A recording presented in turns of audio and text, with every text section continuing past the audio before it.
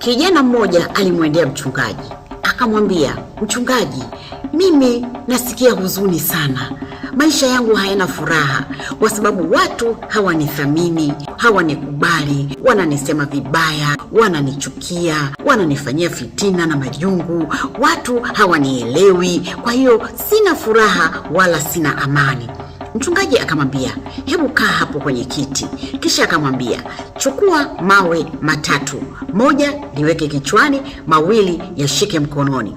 Halafu nitakwambia jambo." Basi yule kijana akafanya hivyo, na haikupita hata dakika 3 akaanza kulalamika, "Mchungaji, jiwe linanilemea la kichwani, siwezi tena. Haya mawe ya mkononi ni mazito, nashindwa, siwezi tena kuyashika." Mchungaji akamwambia, "Ndivyo yalivyo maneno ya watu, ndivyo zilivyo fitina za watu, ndivyo yalivyo mtazamo wa watu kwako. Kama utabeba, ndipo hapo yatakuumiza, lakini kama utayaacha kama yalivyo, hutayabeba, hutayashikilia, hayana madhara kwako. Shida sio mawe, shida sio maneno, shida sio mtazamo wao, bali shida ni wewe kuyabeba. Acha kuyabeba. Ukiacha kuyabeba, hayatakuumiza. Ukiacha kuyabeba, hayatakusumbua. Acha kuyabeba."